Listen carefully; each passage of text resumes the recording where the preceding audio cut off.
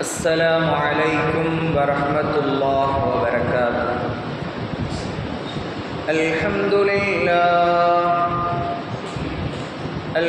لله نحمده ونستعينه ونستغفره ونؤمن به ونتوكل عليه ونعوذ بالله من شرور أنفسنا ومن سيئات أعمالنا. من يهده الله فلا مضل له ومن يضلله فلا هادي له. ونشهد أن لا إله إلا الله وحده لا شريك له. ونشهد أن محمدًا عبده ورسوله الذي أرسله بالحق بشيرًا ونذيرًا وداعيًا إلى الله بإذنه وسراجًا منيرًا. வான்மறை வகுத்தளித்து இவ்வையகம் செழிக்க வைத்த வல்லோன் அல்லாஹுவிற்கே வற்றா புகழ் அனைத்தும். இருள் சுண்ட இவ்வையகத்தில் இஸ்லாம் எனும் அருளை சூழ வைத்த நற்குணத்தின் தாயகம் நமது நபிகள் நாயகம் ஸல்லல்லாஹு அலைஹி வஸல்லம் அன்னவர்கள் மீதும் அவர்களது பரிசுத்தமான குடும்பத்தர்கள் மீதும் அவர்களது வாழ்வை தனது வாழ்வாக ஏற்று பின்பற்றி வாழ்ந்த உத்தம சத்திய சஹாபாக்கள், தாபிஈன்கள், தபஅ் தாபிஈன்கள், இமாம்கள், நல்லவர்கள், நம்மவர்கள் மற்றும் குறிப்பாக இங்கு வீற்றிருக்கிற நம் அனைவர்கள் மீதும் அல்லாஹுடைய அன்பும் அருளும் என்றென்றும் குறைவின்றி நிறைவாக நிலவுக. உலகினிலே வாழுகிற பொழுது ஆரோக்கியமான நற்வளத்தையும் நற்சுகத்தையும் அல்லாஹ் நமக்கும் நாம் நேசிக்கிற மக்களுக்கும் நம்மை நேசிக்கிற மக்களுக்கும் அல்லாஹ் தந்தருள் பாலிப்பானாக. பேரன்பு கொண்ட பெரியோர்களே, அன்பிற்கினிய சகோதர சகோதரிகளே, புனிதம் நிறைந்த இந்த மக்ரிபின் வேளையில் அல்லாஹ்விற்கு உகப்பான இடத்தில் அல்லாஹ்விற்காக வேண்டி நாம் இணைந்திருக்கிற இந்த மஜ்லிஸை அல்லாஹ் என்றும் ஹயாத்தாக்குவானாக. இதுபோல அல்லாஹ் நமக்கும் நம்முடைய குடும்பத்தார்களுக்கும் ஜன்னத்துல் ஃபிர்தௌஸில் வீற்றிருக்கிற நல்ல நசீபனை அல்லாஹ் நம் யாவருக்கும் நல்கிடுவானாக. இந்த மஜ்லிஸில் இளமை பருவம் ஒரு அமானிதம் என்ற தலையங்கத்தில் பேசுமாறு நான் பணிக்கப்பட்டிருக்கிறேன். அல்ஹம்துலில்லாஹ், இந்த மஹல்லாவில், இந்த பள்ளியில் இளைய தலைமுறையினர்கள் மக்களுக்காக, சமூகத்திற்காக நல்ல பல மஜ்லிஸ்களையும் நல்ல தஅவாக்களையும் எடுத்து நடத்துகிறீர்கள். மக்களுக்கு நல்ல பல கருத்துக்களை இதன் வாயிலாக நீங்கள் சொல்கிறீர்கள், நல்ல செயலை ஆற்றுகிறீர்கள். அல்லாஹ் இந்த செயலை கியாமத்து நாள் வரை அல்லாஹ் தொய்வின்றி தொடரச் செய்வானாக. அன்பானவர்களே, இளமை பருவம் ஒரு அமானிதம் என்ற தலைப்பு. இந்த தலைப்பை நாம் பல ஆய்விலே பல கோணத்தில் பற்பல விதத்தில் நாம் சிந்திக்கலாம். எனவே இதை எப்படி நாம் கையாள வேண்டும், இந்த ஒரு மணி நேரத்தை எப்படி மக்களுக்கு பயனுள்ளதாக தர வேண்டும் என்கிற விஷயங்களை குறித்து நிறைய கண்டென்ட்டுகளை நாம் ரெடி பண்ணியிருக்கிறோம். அதன் தொடராக இளமை பருவம் என்பது அல்லாஹ் ரப்பல் ஆலமீன் குர்ஆனிலே 2 பலகீனத்தை அல்லாஹ் குறிப்பிடுகிறான். குழந்தை பருவம் என்கிற பலகீனத்தையும் முதுமை என்ற 2வது பலகீனத்தையும் அல்லாஹ் கொடுக்கிறான். இந்த 2னுடைய பலத்தையும் அல்லாஹ் இடைப்பட்ட பருவமாக இருக்கிற இந்த இளமை பருவத்தில் அல்லாஹ் வழங்கியிருக்கிறார். இந்த இளமை பருவத்தினுடைய அமானிதத்தை நாம் எப்படி புரிய வேண்டும், அதை எப்படி நாம் கையாள வேண்டும் என்கிற விஷயத்தையும், இன்றைக்கு இருக்கிற இளைய தலைமுறையினர்கள் எப்படி கையாளுகிறார்கள் என்பதையும், இறுதியாக நாம் இஸ்லாத்தின் பார்வையிலும் அல் குர்ஆனின் வெளிச்சத்திலும் அண்ணல் நபி வாழ்வியலும் எதை நமக்கு கற்பித்தும் காண்பித்தும் தந்திருக்கிறார்கள். இன்றைக்கு தடம் புரண்டு தடுமாறி வாழுகிற இளைய தலைமுறையினர்களுக்கு ஒரு பாடமாய், ஒரு படிப்பினமாய் இந்த உரை அமைவதற்கு அனைவரும் துஆ செய்யுங்கள். எல்லா விஷயத்தையும் உங்களுக்கு நான் ஞாபகம் ஊட்டுவதற்கு தான் வந்திருக்கிறேன். அட்வைஸ் இல்லை.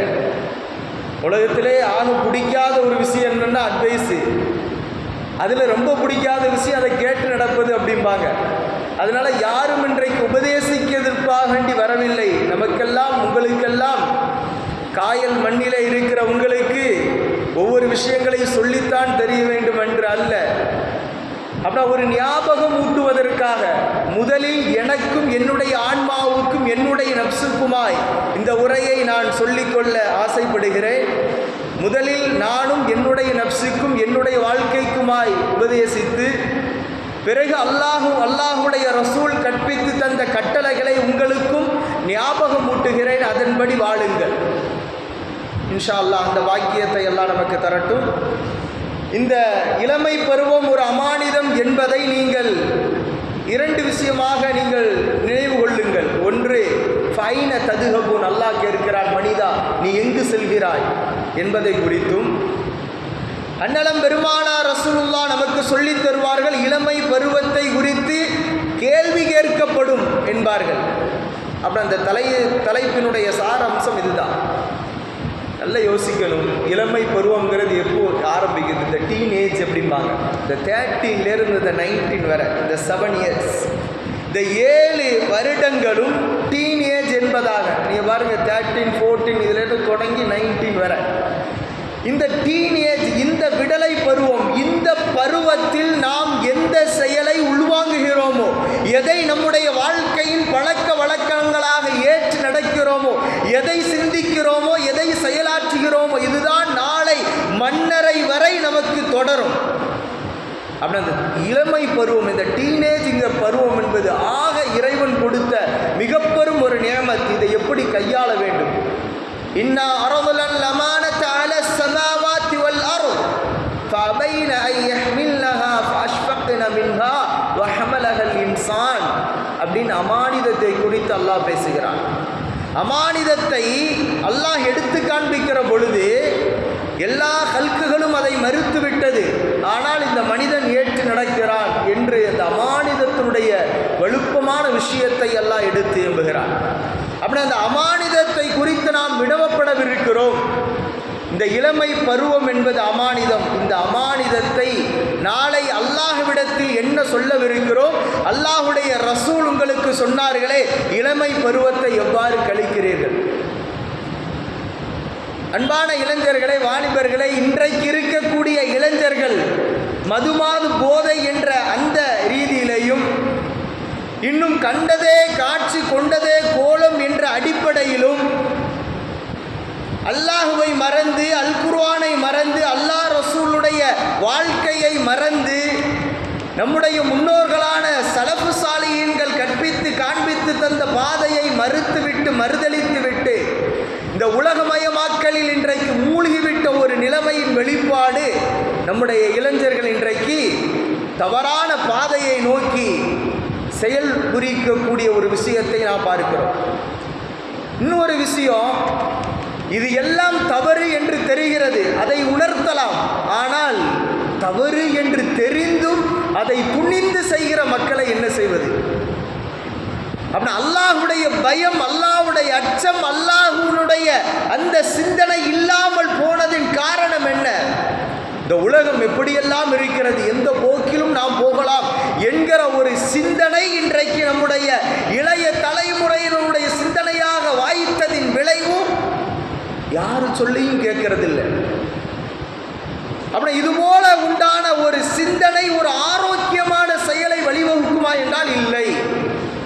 இன்னைக்கு இன்டர்நேஷனல் அளவில் சர்வதேச அரங்கில் இந்தியர்கள் தாக்கப்படுகிறார்கள். காரணம், உலகத்திலே சரிபகுத விகிதாச்சாரத்தில் வேர்ல்டு பாப்புலேஷனில் இந்தியாவில் மாத்திரம்தான் யங்ஸ்டர்கள் அதிகமாக, இளைய தலைமுறையினர்கள் பாதிக்கும் அதிகமாக இருக்கிறார்கள். இந்த தலைமுறையில் என்ன செய்வது? அமெரிக்காவில் இருக்கக்கூடிய எல்லா பெரிய பெரிய நிறுவனங்களில் நம்முடைய ஆளுமைகள் இல்லாமல் இல்லை. அப்படி எல்லா துறையிலும் இளைஞர்கள் காலடித்தடம் பதிக்கிறார்கள். இவர்களை என்ன செய்வது என்ற ஒரு அண்டர் கிரவுண்ட் வார், அண்டர் கிரவுண்ட் ஆபரேஷனும் இன்டர்நேஷனல் அளவில் இந்தியாவை நோக்கி நடைபெறுகிறது. அடுத்து நம்முடைய நேஷனல், நம்முடைய நம்முடைய தேசத்தில் குறிப்பாக இஸ்லாமியர்கள் தாக்கப்படுகிறார்கள். இஸ்லாமியர் இளைஞர்கள், இளைய தலைமுறையினர் குறிவைத்து இவருடைய வாழ்வாதாரத்தை கெடுக்க வேண்டும், இவருடைய முன்னேற்றத்தை நாம் தடையிட வேண்டும் என்று எவ்வளோ விதமான சதி திட்டங்கள் நடைபெறுகிறது 3 எழுத்து துரோகிகளால். இந்த ஃபிரௌன் வாழக்கூடிய இந்த காலகட்டத்தில் அன்றைக்கு மூசா நபியாவது ஒரு ஃபிரௌனோடு வாழ்ந்தார்கள். இன்னைக்கு நம்ம 2 ஃபிரௌனோட வாழ்றோம். அப்படின்னா நம்முடைய ஈமானை, நம்முடைய வாழ்வியலை, நம்முடைய ஈமானை, நம்முடைய கற்பொழுக்கத்தை எப்படி அமைத்து கொள்ள வேண்டும்?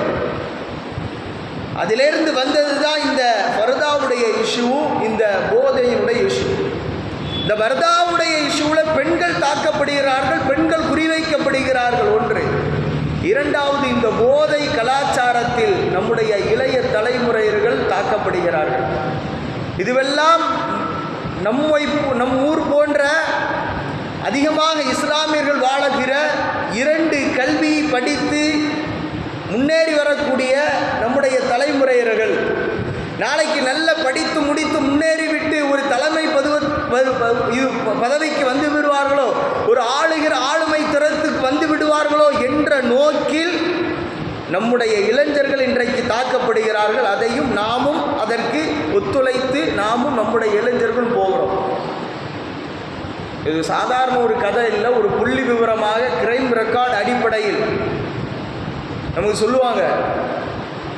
கிரைம் ரெக்கார்ட் பியூரோ அப்படின்னு இருக்கு, சிஆர்பி. இதில் காவல்துறையினர்கள், இன்னும் ஐபி இன்டெலிஜென்ட் பியூரோ அவர்கள் சொல்லக்கூடிய டேட்டாபேஸ் அடிப்படையில் உண்டான தகவல் என்ன அப்படின்னா,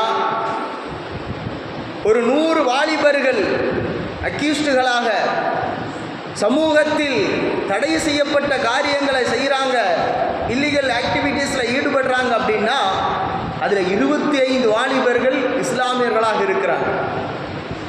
இது புள்ளிவிவரத்தின் அடிப்படையில் பேசுகிறேன். அப்படின்னா 25%, 25 125 ஒரு கால்வாசி நபர்கள் இஸ்லாமியர்களாக இருக்கிறாங்க. இதற்கு காரணம் என்ன?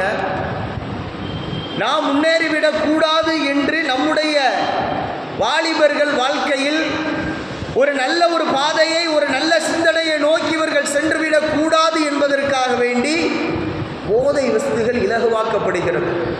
அதனால தான் ஸல்லல்லாஹு அலைஹி வஸல்லம் இன்றைக்கே சொன்னாங்க, குல்லு முஸ்கிரின் ஹராம், போதை தருகிற அனைத்தும் உங்களுக்கு ஹராம் அப்படின்னாங்க.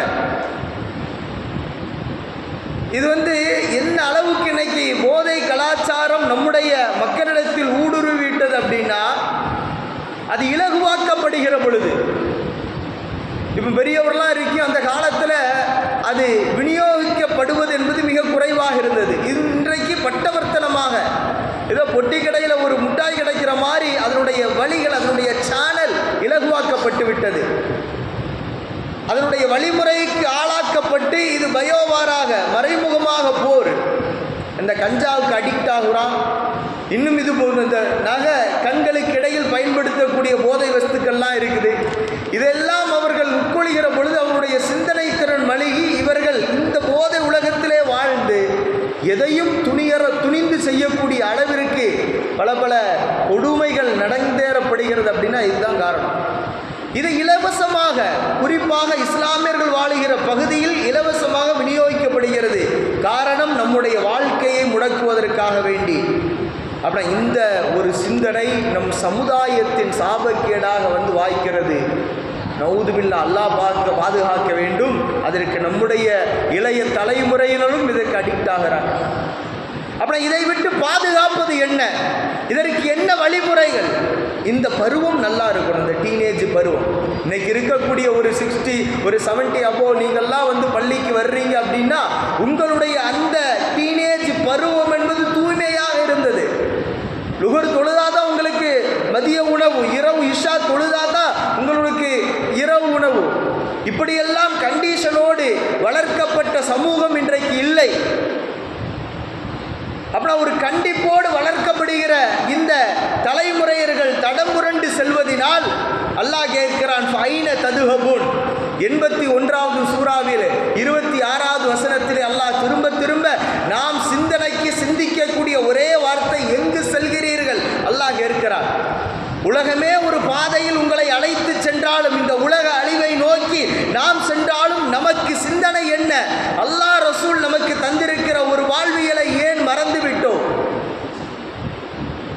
இன்னும் சொல்ல போனால் பெண்களுடைய நிலைமை சுபஹானல்லாஹ் சொல்லி மாள முடியவில்லை.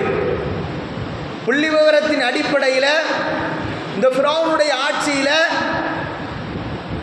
சென்னை போன்ற பெருநகரங்கள் முதலாவது, அடுத்து கோவை, ஈரோடு, திருப்பூர் மாவட்டங்கள் ஓடி போகக்கூடிய அந்நிய ஆண்களோடு ஓடி போகக்கூடிய அவலங்கள். அப்படின்னா நம்முடைய அமானிதத்தை நாம் உணராதத்தின் விளைவு இது.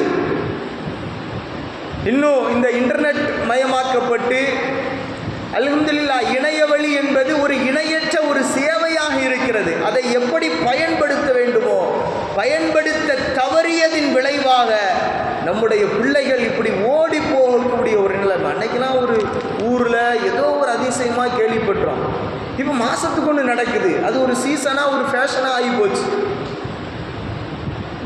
நல்லா யோசிக்கணும். நம்ம விட்டு ஃபாத்திமாவும் ஆயிஷாவும் ஓடி போகிறா அப்படின்னா திடீர்னு ஓடி போகிறது அல்ல, கண்காணிக்கப்பட வேண்டும். கேட்குது, நம்ம பிள்ளை தான் கேட்குது, அப்பா எனக்கு ஒரு ஸ்கூட்டி வேணும் அப்படின்னு. சரி, நம்ம புள்ள செல்ல புள்ள, பாலூட்டி சீராட்டி வளர்த்த புள்ள அப்படின்னு பாசத்தை பொழிகிறோம் என்ற அடிப்படையில் அது ஸ்கூட்டி வாங்கி கொடுக்குறோம். தேவையா இது? அதை ஃபாலோ பண்ணுறான். என்னடா ஒரு பியூட்டி போகுதுன்னு ஒரு ஃபாலோ பண்ணுறான். வா ஊட்டிக்கு போகலான்னு லூட்டி அடிக்கிறான். அப்புறம் என்ன ஆகிவிட்டது? விளைவுகள் என்ன? கற்பு பறிபோகப்பட்டு அவருடைய வாழ்க்கை கேள்விக்குறியாக்கப்பட்டு சின்ன பின்னமாக சிதைப்பதற்கு காரணம் யார்? நாம தான். அன்னைக்கெல்லாம் நம்ம பிள்ளைகளை வளர்த்தாங்க, குனிஞ்சதில் நிமிராம போகணும். இன்னைக்கு அது சொல்லாமலே அப்படி தான் போகுது, குனிஞ்சுக்கிட்டே அப்படியே போகுது. அப்படின்னா நிலைமையை பாருங்க எந்த அளவுக்கு மாறிவிட்டது. கண்காணிக்கப்பட வேண்டும். கண்காணிப்பு இல்லை என்றால் இதுபோல அவலங்கள் ஏற்படக்கூடிய நிலைமையை இன்றைக்கு நாம் பார்க்கிறோம். உண்டா இல்லையா?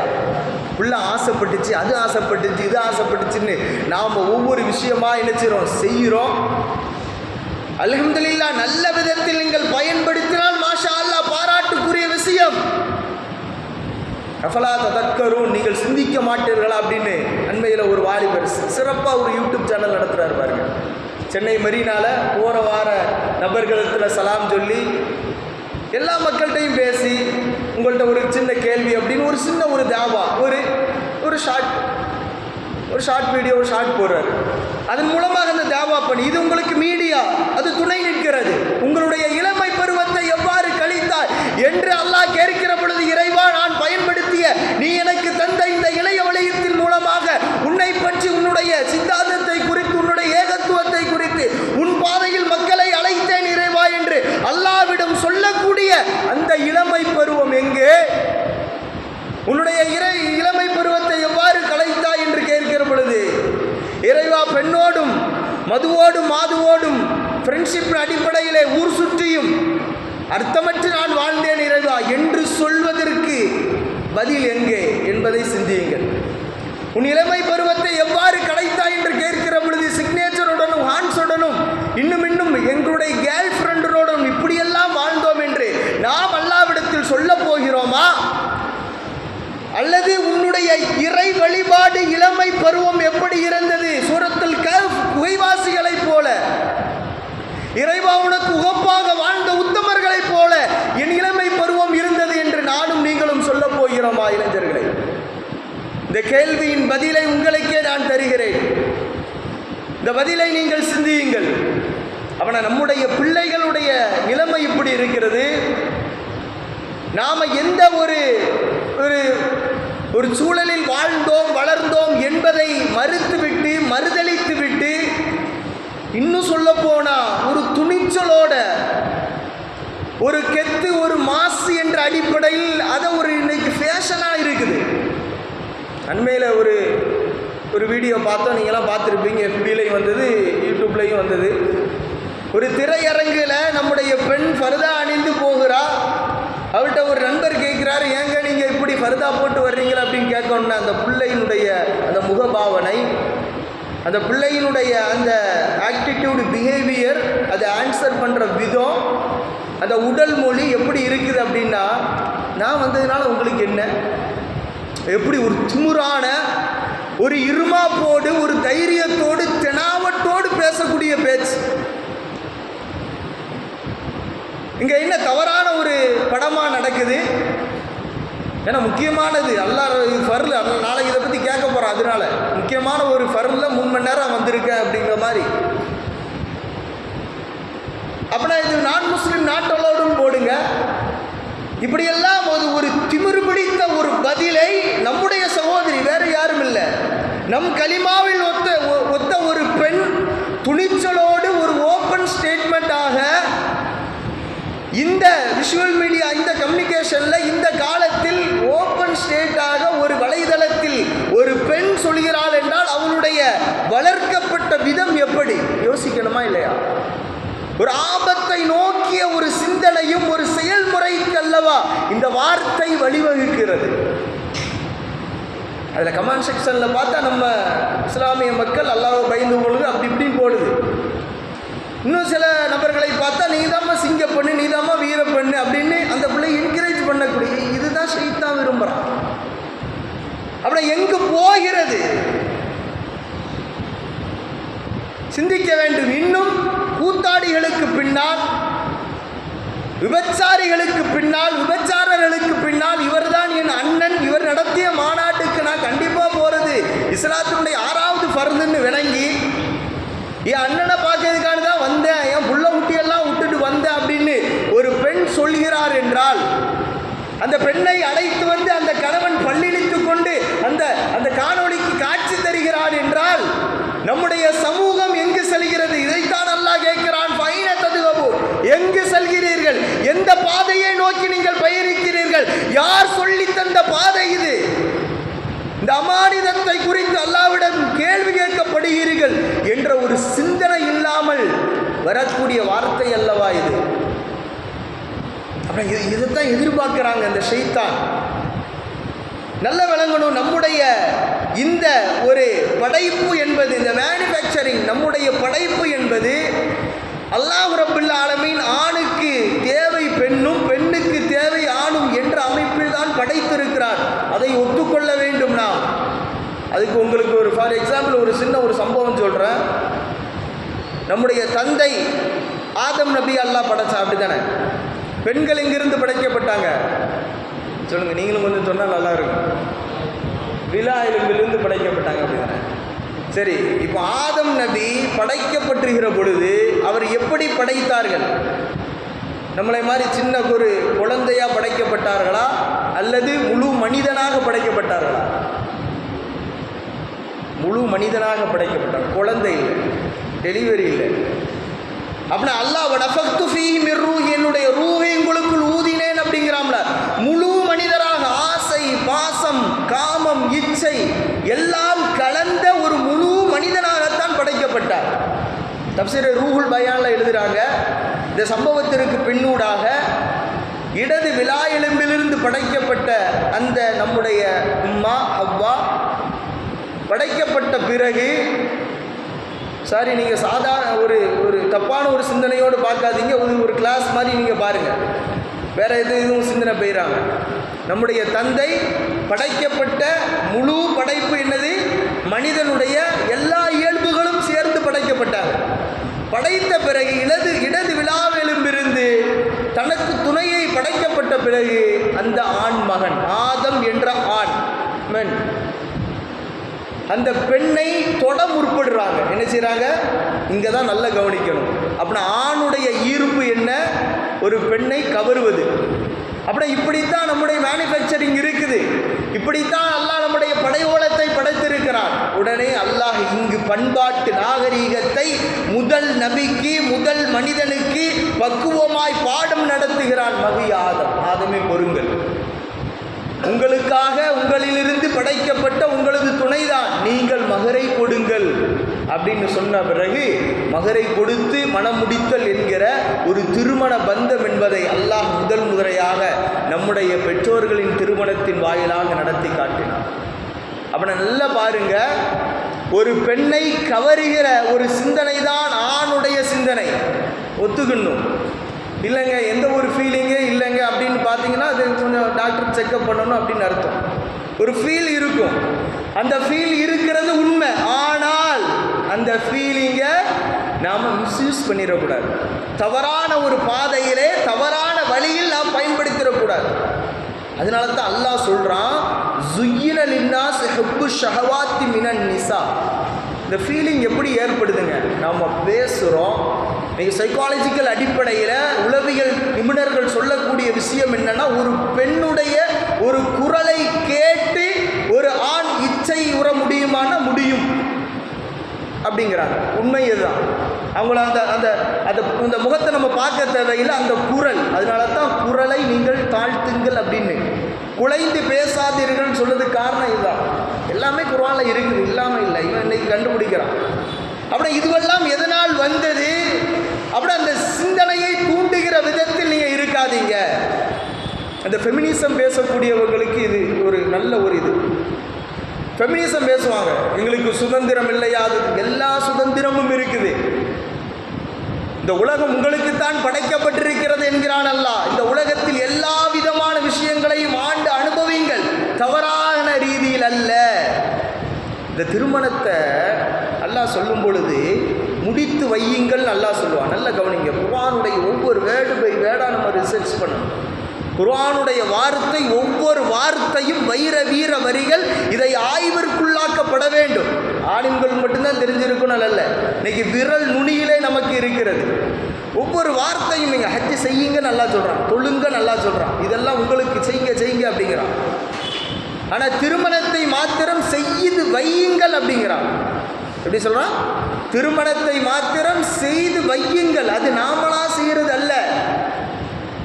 நமக்கு துணை, நமக்கு நேசிக்கக்கூடிய ஒரு பெண் இவள்தான் என்று தெரிகிறது அப்படின்னா நமக்கு கண்காணிக்கக்கூடியவர்களின் பொறுப்பு அது. அவரிடத்தில் சொல்லுங்க, மனம் திறந்து பேசுங்க. லவ் மேரேஜையும் அரேஞ்ச் மேரேஜையும் குர்ஆன் ஆதரிக்கிறது. ஆனால் அது தவறான பாதையில் போய்விடக்கூடாது. என்ன செய்யக்கூடாது? தவறான பாதையில் போய்விடக்கூடாது. சென்னையில் அல்ஹம்துலில்லாஹ் ஒரு நம்முடைய இன்ஸ்டிடியூட், நம்மளுடைய காலேஜில் அல்ஹம்துலில்லாஹ் கொரோனா பீரியடுக்கு முன்னால் நம்ம ஒர்க் பண்ணியிருந்தோம். அப்போல்லாம் இளைஞர்கள் என்ன செய்வாங்க, நம்மள்கிட்ட ரொம்ப அன்னுண்ணியமாக பழகுவாங்க. நம்மள்கிட்டே வந்து சாக்லேட்லாம் கொடுப்பான். அதை எடுத்து இன்றைக்கி தான் ப்ரப்போஸ் பண்ண போகிறேன், துவா செய்யுங்க. இதில் வேறு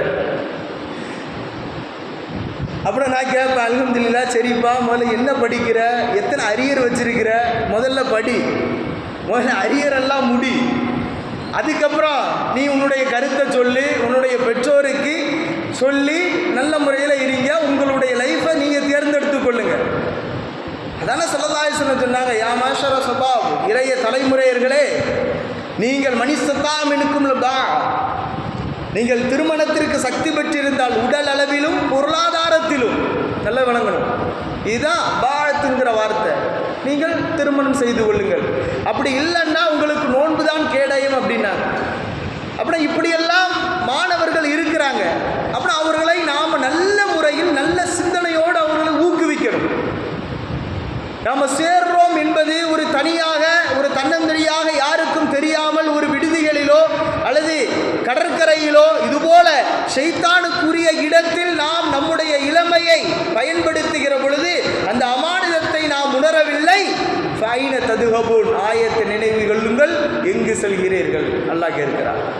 உன்னுடைய வாலிபத்தை எப்படி கழித்தாய்? ரசூலுல்லாஹி ஸல்லல்லாஹு அலைஹி வஸல்லம் கேட்கப்படும். நாங்கள் அதற்கு என்ன ஆன்சர் வச்சிருக்கிறோம் யோசிங்க. அப்புறம் இதே போலத்தான் நம்முடைய பிள்ளைகளுடைய வளர்க்குகிற விதமும் அப்படித்தான் இருக்குது. பெற்றோர்களாக இருக்கிற நீங்கள் இருக்கிறீங்க, அல்ஹம்துலில்லாஹ். நம்முடைய பிள்ளைகள் ஒரு பருவத்தில் இந்த ஒரு 10-12 வயசுலலாம் சொன்னோம் கேட்டுக்குவான், தொழுவ போனால் போயிடுவான். ஆனால் அந்த டீனேஜ் வந்த பிறகு ஒரு 15-16 வயசு வரும் பொழுது போனால் போகக்கூடாது. நம்மளுடைய ப்ராக்டிக்கல் லைஃபாக நாமளாக கூட்டு வரணும். சுபுக்கு ஒரு 4 மணிக்கு எழுந்துச்சு போ வாப்பா அப்படின்னா அவன் திடீர்னு கேட்டுப்பான், வாப்பா நீ மட்டும் தூங்குற அப்படின்னு. அப்படி அந்த நிலைமையில் நம்ம என்ன செய்யணும், ப்ராக்டிக்கலாக நாம் நம்ம பிள்ளைகளை கூட்டு என்ன செஞ்சிடும் வந்துடும். அப்படின்னா இதை நம்ம மார்க்கம் நமக்கு ஊக்குவிக்கிறது. தாய்மார்கள்லாம் இருக்கியா அல்ஹம்துலில்லாஹ், மாஷாஅல்லாஹ், சீரியல்லே மூழ்கிறியா சில பேருக்கெல்லாம். நான் நம்ம ஊர் காயல்பட்டன்லாம் சொல்லலை, ஏன்னா நான் உடம்புடிக்கு போகணும். அதனால அல்ஹம்துலில்லாஹ் நம்ம பிள்ளைங்க மாஷா அல்லா சுபுவுக்கு தொழுதுட்டு போனா, மகரிப் தொழுதுட்டு போனா அப்படியே வாக்கியா ஓதுறதும் யாசின் ஓதுறதும் கேட்குங்க. முந்திலாம் இப்போ ஒரு சீரியல்லாம் கேட்குது, சத்தமாக கேட்குது. அதுவும் சத்தம் போட்டு வச்சுருக்கிறாங்க. கண்டிப்பாக மகரிப் தொழுதியாராத்தா இல்லை, முதல்ல இதான் முக்கியம், இதான் ஃபர்து, இது இன்னுங்க இது எபிசோடு முடிஞ்சாலும் அது மாதிரி கலாச்சாரம் மாதிரி இன்னொன்று வேற வச்சுருக்கிறான். அப்படின்னா எப்படியெல்லாம் இதில் மூழ்கடிக்கிறது. ஷைத்தான் நீங்கள் கெடணும் என்பதற்கு எவ்வளோ முயற்சி செய்கிறான். அப்படின்னா நான் திருந்துறங்கிறதுக்கு ஒரு சான்ஸ் இல்லையா நம்மள்கிட்ட. அப்படின்னா பாத்திலின் பக்கம் மூழ்குவது, பாத்திலை சிந்திப்பது, பாத்திலை அமல்படுத்துவதற்கு ஷைத்தான் இவ்வளவு முயற்சிக்கிறான் என்றால் ஹக்கை நிலைநாட்டுவதற்கு, அதை நடைமுறைப்படுத்துவதற்கு நமக்கு ஒரு சான்ஸ் இல்லையா? எவ்வளவு வாய்ப்புகள் இருக்குது. அப்படி அந்த அமானிதத்தை உணரலை அப்படின்னா இது போல பெண்கள் அப்படின்னா பெண்கள் மாத்திரம் அல்ல, அவங்க சீரியலில் மூழ்கிறாங்கன்னா நம்ம இன்னைக்கு T20 நடந்துனா உடனே இஷா இல்லை மகரிப் இல்லை, உடனே அது என்ன தோனி என்ன அடித்தார், என்ன ஹெலிகாப்டர் சாட்டு போகுது, இதே தான் பார்க்குறோம். அதுவும் இந்த T20 கரெக்டாக ரமதான்லே வருது. இரவு தொழுகை செய்கிறோமோ இல்லையோ பார்க்குறாங்க. 20 ரக்காத்தா 8 ரக்காத்து நம்ம இளைஞர்கள் சண்டை போட்டிருப்பாங்க, ஒரு ஆர்கியூமெண்ட் நடக்கும். இல்லைங்க 8 ரக்காத்து தாங்க, இல்லைங்க 20 ரக்காத்தாங்க. கடைசியில் 20 நோம்பு கூட ஆகியிருக்காது. 20 பேர் T20 உட்காந்து பார்த்துட்டு டீயை குடிச்சிட்டு பரவாயில்ல, இந்த ஓவரில் ஒரு 6 போனால் நல்லாயிருக்கும். இங்கேருந்து கமாண்ட் செக்ஷன். அப்படியே யோசிச்சு பாருங்க. இதை உணர்வதற்காக வேண்டி தான் கொரோனாங்கிற பிரீடெல்லாம் கொடுத்தான். ஒளிச்சு தொழுதோம். எப்படி பள்ளிக்கு கேட்ட கூட்டிகிட்டு வந்து ஒளிச்சு தொழுதோம்.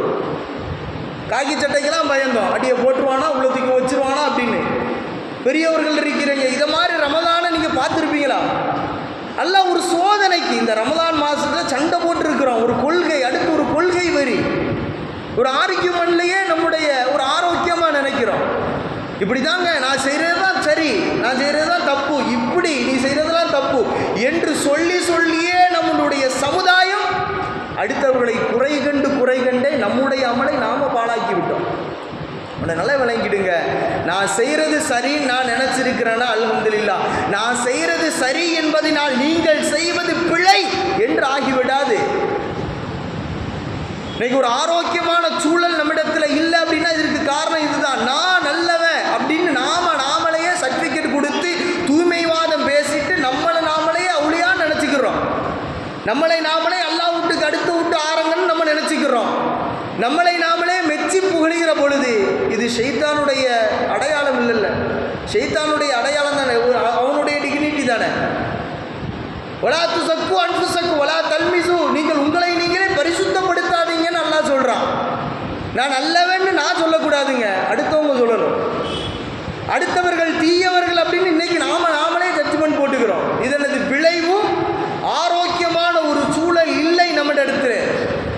என் சொந்தக்காரன் தர்காவுக்கு போகிறான், அவன் வந்து ஏர்வாடிக்கு போகிறான், ஆத்தங்கரைக்கு போகிறான் அப்படின்னு அவனை வந்து ஒதுக்கி பார்த்து வெறுத்து பார்த்து உறவுகளை முறிச்சிட்டோம். அவர் இது மாதிரி தப்பான ஒரு சிந்தனையோடு தௌஹீதுடைய சிந்தனை அல்லாமல் வேற பாதையில் போகிறா அப்படின்னா பக்குவமாய் சொல்லக்கூடிய தாவா பணி நம்மள்கிட்ட இருக்குதா? ஆத்தங்கரை பள்ளியில் நம்ம இளைஞர், நீங்கள் சிந்திக்க மாட்டீர்கள் அஃபலா தத்தக்கர், அவர் வந்து அங்கே ஒரு பேட்டி எடுக்கிறாரு. ஒரு கேரளாவில் இருந்து வந்தக்கூடிய ஒரு நபர் இடத்துல நீங்கள் எங்கே வந்தீங்க, அந்த பள்ளிகளுக்கு எதுக்கு வந்தீங்கன்னு கேட்டோன்னா நான் என்ன நாட்டை நாடணும் நடக்கும் அப்படின்னு இவர் சொல்லும் பொழுது அதை கேட்டுக்கிறாரு. அப்படிங்களா, சரி. கேட்டுட்டு இவருடைய ரிப்ளை எப்படி இருக்கு? இன்னல்லாஹ் லா யக்ஃபிரு ஐயுஷ்ரக பிஹி வ யக்ஃபிரு மா தூன தாலிக். சகோதரரே, இறைவன் அவனுக்கு இணை கற்பிப்பதை ஒரு காலம் என்ன செய்ய மாட்டான், மன்னிக்க மாட்டான் அப்படின்னு அந்த ஆயத்திற்கு உயிரோட்டம் கொடுக்கிறார். அந்த ஸ்பாட்ல, ஆன் த ஸ்பாட்ல. இல்லைங்க ஆத்தங்கரையே ஆவாது அப்படின்னு ஒதுக்கி போனால் நமக்குள்ளே தூய்மைவாதம் பேசுகிறோன்னு அர்த்தம். அங்கே வரக்கூடியவங்களாம் முஸ்ரிக்கு, அவங்களெல்லாம் நரகத்துக்கு தான் போவாங்கன்னா அவங்கள காப்பாற்றுறது உங்களுடைய தாவா, உங்களுடைய பணி இல்லையா? உங்களுடைய இளமை பருவத்தை எப்படி கழித்தா இறைவா? இந்த தவறிலே இவன் ஆட்பட்டான், இந்த தவறை இது தப்பு என்று அவன் உணராமல் செய்கிறான். அவனுக்கு நான் உணர்த்தினேன், என்னுடைய வாலிபத்தை இதில் பயன்படுத்தினேன் அப்படின்னா நாம் அமானிதத்தை உணர்ந்தோம் என்று அர்த்தம் இல்லை. அவன் செய்கிறது தப்பு தவறுன்னு சொல்லியே நாம நம்முடைய வாழ்க்கையை பாழ்படுத்துகிறோம், பாழாக்குகிறோம் என்பதுதான் நிதர்சன உண்மை இல்லையா? சிந்திக்கணும். அதனால தான் அல்லாஹ் கேட்குறான், நீங்கள் சிந்திக்க மாட்டீர்களா? அப்புறம் பக்குவமாய் சில மக்கள் இருக்கிறாங்கன்னா அவங்களுக்கு சொல்ல வேண்டிய விதத்தில், சொல்ல வேண்டிய முறையில் சொல்லணும்.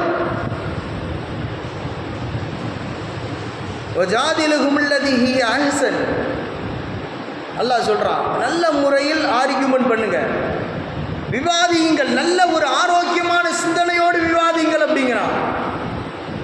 நீங்க ஹிக்மத்தோடு, சில நுட்பத்தோடு, ஞானத்தோடு மக்களுக்கு சொல்லுங்க அப்படிங்கிறான் அல்லாஹ். அதை விட்டு இன்னைக்கு ஒரு மைக் கிடச்சிட்டு அப்படின்னு நம்ம சமுதாயத்தர்கள் தாவா செய்கிறங்கிற பேரில் எல்லா மக்களையும் காஃபிரு, அவன் சரியில்லை, அவன் முஷ்ரிக்கு, நம்மளாவே ஜட்ஜ்மெண்ட் கொடுத்துக்கிறது. ஜட்ஜ்மெண்ட் கொடுக்கறது யாருங்க? அது அல்லாஹ்வுடைய இது இல்லை. அப்படின்னா அல்லாஹ்வுடைய தன்மையை நம்ம வாங்குறோமா? இவன் இப்படி இவன் சிறுக்கு வைக்கிறான், இவன் அல்லாஹ் மன்னிக்க மாட்டான்னு அவன் திருந்துவதற்கு வாய்ப்பே நமக்கு கொடுக்கல. இன்னைக்கு ஒருத்தர் இருக்கிறான், ஒரு தவறான ஒரு சிந்தனையில் இருக்கிறான், சிறுக்கான ஒரு பாதையில் இருக்கிறான் அப்படின்னா இறைவன்கிட்ட தௌபா கேட்டு மன்னிச்சுட்டு அல்லாஹ் மன்னிச்சிருவான்ல. இறைவா, உனக்காக வேண்டி இந்த விஷயத்தை நான் வெறுக்கிறேன், இது அல் குர்ஆனின் வெளிச்சத்திலும் அண்ணல் நபி வாழ்வியலின் பாதையிலும் இது தவறு, ஷிர்க் என்பதை நான் உணர்கிறேன், வருந்தி திருந்துகிறேன், தௌபாவின் வாசலை எனக்கு திறந்து கொடு என்று ஒருவன் பாவம் மீழ்ச்சியில் வந்துகிறான் என்றால் அது நல்ல வரவேற்கத்தக்கது தானே. இதே மாதிரி சமூகத்தை உருவாக்குறோமா? இன்னும் இந்த தாவா என்கிற இந்த இளமை பருவத்தில் நாம் செய்ய வேண்டிய விஷயங்கள் என்னங்க? நல்ல விஷயத்தை நல்ல கருத்தோடு, சிந்தனையோடு மக்களுக்கு எடுத்தியம்புகள். நம்முடைய கான்ஸ்டிடியூஷன் ஆஃப் இந்தியா, நம்முடைய இந்திய தேசத்தினுடைய அந்த சட்டமே அப்படிதான் இருக்குது. எந்த ஒரு சமயத்தினுடைய கொள்கையை யாரிடம் வேண்டுமானாலும் தெரியப்படுத்தலாம், மக்களுக்கு விளக்கு சொல்லலாம், அதை ஃபோர்ஸ் பண்ணக்கூடாது. IPC section, Indian penal code அப்படிதான் சொல்லுது நமக்கு, அப்படிதானே? எந்த ஒரு கருத்தையும் எந்த ஒரு சித்தாந்தத்தையும் அடுத்தவர்களிடத்தில் திணிக்காதீங்க. மார்க்கமே அன்னைக்கு சொல்லிட்டு, லா இக்ராஹ ஃபித்தீன், மார்க்கத்தில் நிர்பந்தம் இல்லை, மார்க்கத்தில் நீ வந்துதான் ஆகணும்னு யாரையும் நாம் வலுக்கட்டாயமாக என்ன செய்ய ஃபோர்ஸ் பண்ண தேவையில்லை. நம்முடைய கருத்துக்களை சொல்லலாம். எவ்வளவு கருத்துக்கள், மாஷா அல்லாஹ். கடலை பற்றி அல்லாஹ் சொல்கிறான், வானத்தை பற்றி அல்லாஹ் சொல்கிறான், நாம் படைக்கப்பட்டிருக்கக்கூடிய நம்முடைய படைப்பு கோலத்தை பற்றி அல்லாஹ் பேசுகிறான். கருவிகளை அறிவியலோடு சொல்லி தந்த ஒரே மார்க்கம் நம்முடைய மார்க்கம் இல்லையா? தெளிவாக ஆல்பர்ட் ஐன்ஸ்டீன் தெளிவாக சொன்னார். என்ன சொன்னார்? ஒரு ஆன்மீகம் இல்லாத அறிவியலும் மூடத்தனத்திற்கு சமமானது அப்படின்னாரு. அது நம்ம மார்க்கம் எவ்வளவு தெளிவான முறையில் ஒவ்வொரு வார்த்தையாக ஒவ்வொரு கண்டுபிடிப்புகளும் நம்முடைய இதில் இருக்குது. பிக் பேங் தியரி, பெருவெடிப்பு கோட்பாடு குர்ஆனில் இருக்குது. நம்மளாம் கண்டுபிடிச்சோம், அவன் கண்டுபிடிச்சோம் யூதன். பர்ஸக், கடலிலே திரை இருக்கிறது, கண்டுபிடிச்சவன் யூதன். இப்படி ஒவ்வொரு கண்டுபிடிப்புகளையும் அவங்க கண்டுபிடிக்கிறாங்க. மேலை நாடுகள் கண்டுபிடிக்கிறது. அவருக்குள்ள இன்ஃபர்மேஷன் டெக்னாலஜி, அதனுடைய நாலேஜை வளர்த்து அவங்க கண்டுபிடிக்கிறாங்க. நம்ம இந்த குர்ஆன்ல ஆதாரம் இருக்கா, அங்கே ஆதாரம் இருக்கா, கத்தமத்தியாவது ஆதாரம் இருக்கா, கந்திரிச்சோர் திங்க ஆதாரம் இருக்கான்னு அப்படின்னு குர்ஆனை ஆர்கியூமெண்ட் பொருளாகவே பயன்படுத்தியே நாம் இருக்கிறோம். நாம் கண்டுபிடிக்கிறோம் ஒவ்வொரு வார்த்தையை.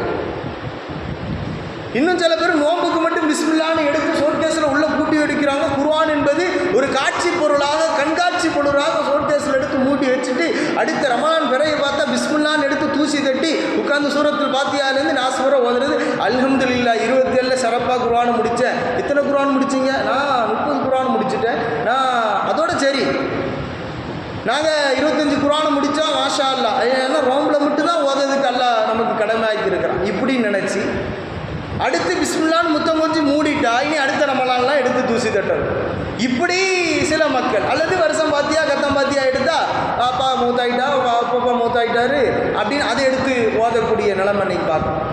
அப்படி இதுக்கு மாத்திரம் குர்ஆனை பயன்படுத்துகிற நாம் இந்த குர்ஆனை குறித்து, இந்த சிந்தனையை குறித்து நம்முடைய வாலிப பருவத்தில் நாம் வாழக்கூடிய இந்த இந்திய தேசத்தில் வரைப்புற பிரச்சாரத்தை நாம் மேற்கொண்டிருக்கிறோமா? அதர் கண்ட்ரீஸ்லாம் பாருங்கள், ரஷ்யாவில் பாருங்கள், இன்னும் பக்கத்து நாடுகள் நம்மளுடைய இலங்கையில் பாருங்கள். ஒவ்வொரு நாடுகள்லையும் நம்ம விஷயத்தை எடுத்து மக்கள்கிட்ட சொல்கிறதுக்கு அது ஒரு டெரரிசம் அப்படிங்கிறான். இல்லைங்க அந்த கொள்கையை திணிக்கிறான் அப்படின்னு. நம்முடைய நாடு அப்படி இல்லை, ஜனநாயக நாடு. யாரிடம் வேண்டுமானாலும் என்னுடைய விஷயத்தில் என்னுடைய குர்ஆனில் இப்படி சொல்லியிருக்கிறது, பைபிளில் இப்படி சொல்லப்பட்டிருக்குது அப்படின்னு ஒரு கிறிஸ்துவ நண்பர்கிட்ட நாம் இதை பற்றி பேசியிருக்கிறோமா? இல்லையே. அப்படின்னா இதுவெல்லாம் ஒரு தாவா பணி, ஒரு களப்பணி. அல்லாஹ் உங்களுக்கு இந்த தேசத்தை நமக்கு தந்திருக்கிறான், அதிலே வாழக்கூடிய ஒரு வாழ்வியல் சட்ட முறையை நமக்கு தந்திருக்கிறான். அந்த அடிப்படையில் ஒரு டிராவல் தாவான்னு ஒன்று இருக்குது. மாஷா அல்லாஹ், பீச்சில் நம்மளுடைய யங்ஸ்டர்கள் என்ன செய்கிறாங்க, தாவா செய்கிறாங்க. அப்படின்னா ஒவ்வொரு கிரவுண்டில் போங்க, ஒரு ப்ளே கிரவுண்டில் போங்க, விளையாடுங்க.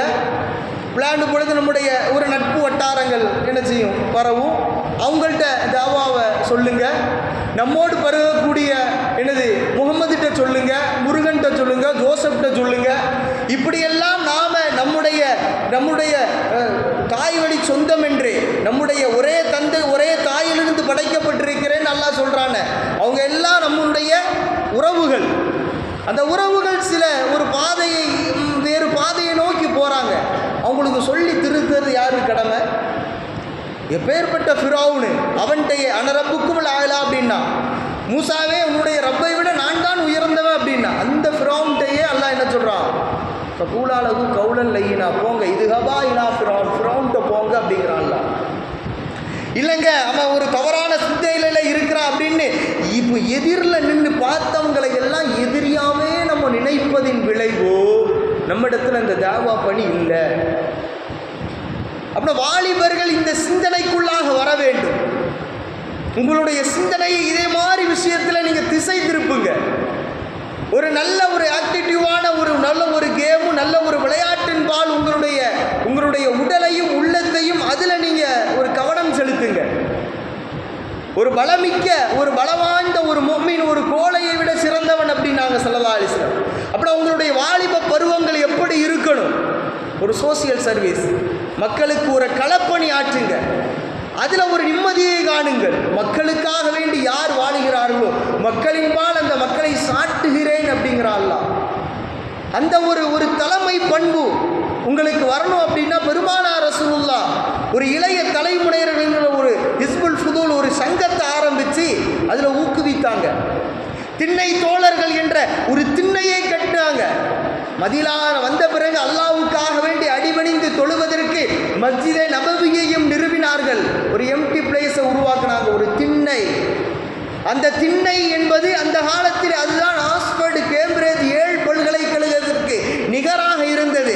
அதிலிருந்து உருவானவர்கள் அதிகமாக ஹதீஸை ரிவாயத் செய்கிற அபூ ஹுரைரா, அப்துல்லாஹ் இப்னு மஸ்ஊத் ரலியல்லாஹு, உமர் ரலியல்லாஹு, இது போன்ற ஒவ்வொரு சஹாபாக்களையும் நம்முடைய வாழ்வின் விழுமியங்களாக நமக்கு தந்தார்கள் என்றால் அவர்களெல்லாம் அந்த பல்கலைக்கழகங்களிலே பெருமானார் என்ற மிகப்பெரிய ஆசானுக்கு முன்னால் மண்டியிட்டு பாடம் படித்த அரும்பெரும் மாணிக்கங்கள், முத்து ரத்தினங்கள். இன்றைக்கு நாம் விரல் நுனியில் ஆண்ட்ராய்டு ஆப்பில் ஒவ்வொரு புகாரி, முஸ்லீம், சியாம், சித்தாயை நாம் சர்ச் பண்ணுறோம் அப்படின்னா அந்த ஹதீஸ் விழுகிறது அப்படின்னா இந்த ஹதீஸுக்காக எவ்வளோ உழைப்பு செய்தார்கள், தன்னுடைய வாலிபத்தை எதிலே கழித்தார்கள் அல்லவா?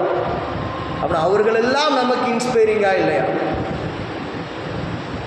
அவர்களெல்லாம் நமக்கு முன்னோடிகளாக இல்லையா? அதை விடுத்து திரையில் தெரிபவன் எல்லாம் நமக்கு தரையில் ரோல் மாடலாக நினைப்பது எங்கே நோக்கி செல்கிறோம்? ஃபைன ததுகபூர், எந்த பாதையை நீங்கள் சூஸ் பண்ணுறீங்க, எதை தேர்வு செய்கிறீர்கள் யோசிக்கிறோம் வாங்க சொல்கிறாங்க. அப்படி அந்த சிந்தனை நமக்கு என்ன செய்யணும், எழ வேண்டும். நாம் எங்கு போகிறோம், நம்முடைய சிந்தனை எங்கு போகிறது? வழி கெடுவதற்கு, வழி தவறுவதற்கு 1000 வழிகள் இருக்குங்க. இன்றைக்கு இருக்கக்கூடிய உலகம், நம்ம இருக்கக்கூடிய நட்பு வட்டாரம், நட்புகள் நல்ல நண்பர்களோடு பழகுங்க.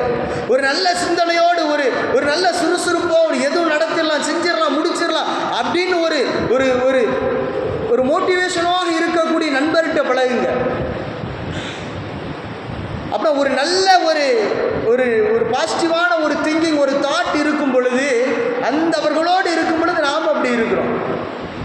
சில நண்பர்களை பார்த்தா அங்கே போவோமா, இல்லை வேண்டாம, விளையாட போவோமா, இல்லை வேண்டாம, எனக்கு அங்கே வேலை இருக்க, எக்ஸாமில் படிப்போமா, இல்லை நாளைக்கு படிப்போமே, இப்படியெல்லாம் சொல்லுவான் தெரியுமா? இவனை அப்படியே ஒதுக்கிடுங்க, அப்படியே செய்யலாம், முடிக்கலாம், செய்யலாம் அப்படின்னு ஒரு சுறுசுறுப்பாக இருக்கிறானா அவனோடு சேருங்க.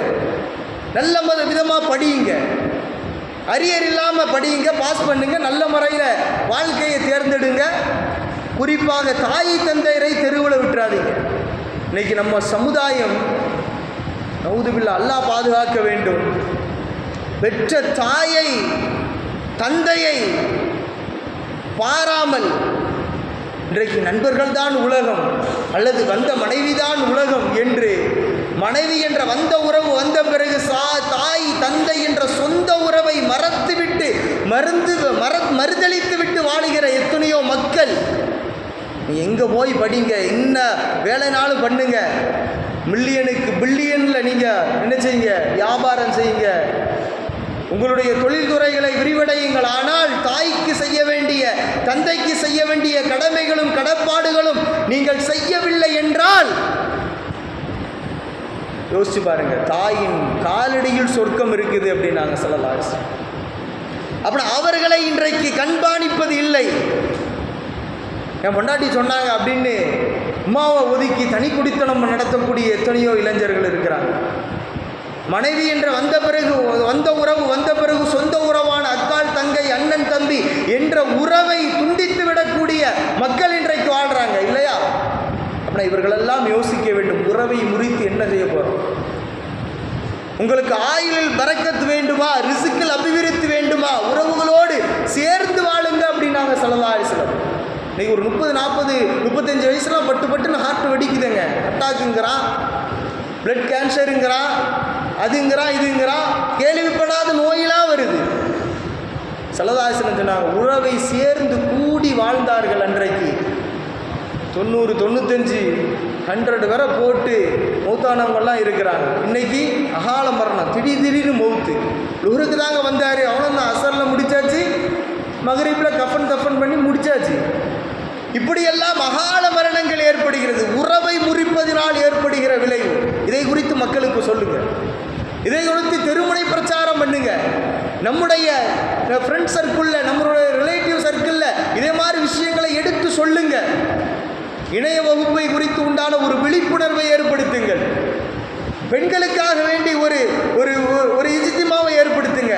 நம்முடைய பிள்ளைகளுடைய கற்பை, நம்முடைய அக்கால் தங்கையினுடைய கற்பை சூறையாடுவதற்கு ஒரு அண்டர் கிரவுண்ட் ஆப்ரேஷனாக என்னெல்லாம் நடக்குது?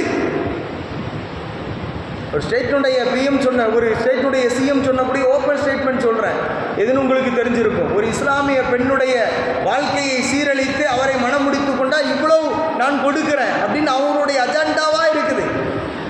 அவன் நம்ம சமுதாயத்தை கெடுப்பதற்கு எப்படியெல்லாம் சதித்திட்டம் தீட்டுறான். அப்படி இதை பாதுகாக்கக்கூடிய பொறுப்பில் நாம் ஈடுபட்டோமா?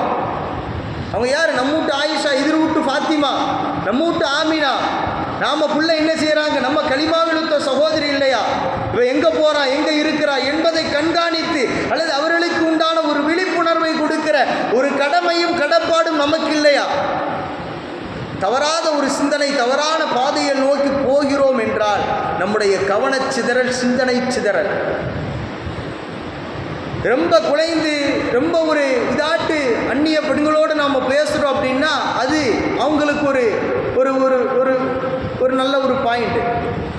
அது மாதிரி பெண்களுடைய ஒரு ட்ரெஸ் கோடு சரியில்லை அப்படின்னா அது நமக்குண்டான ஒரு பாயிண்ட். சரி ரைட்டு, இந்த பிள்ளைகிட்ட நம்பர் வாங்கிடலாமே, இது கடலை போட்டுடலாமே. அப்படின்னா இதுவெல்லாம் என்னதுங்க, அவங்க ட்ரெஸ் கோடு சரியில்லை அப்படின்னா இது உளவியல் அடிப்படையில் நம்ம சொல்லக்கூடிய ஒரு விஷயம் என்ன அப்படின்னா அந்த உடல் மொழியே சொல்லும். அது மாதிரி நாம் பேசும் பொழுது ரொம்ப ஒரு நளினம் குலைவு அப்படின்னா அது அவங்களுக்கு ஒரு அட்வான்டேஜ். அப்படின்னா இதை விட்டு தவிர்த்துருங்க. இதை பற்றி உண்டான ஒரு சைக்காலஜிக்கல் அடிப்படையில் உளவியல் தத்துவத்தை நாம் நம்முடைய பெண்களுக்கு நாம் பாடமாக சொன்னோமா? அல்லாஹ் அதுதான் சொல்லுவான், குலைந்து பேசாதீர்கள்,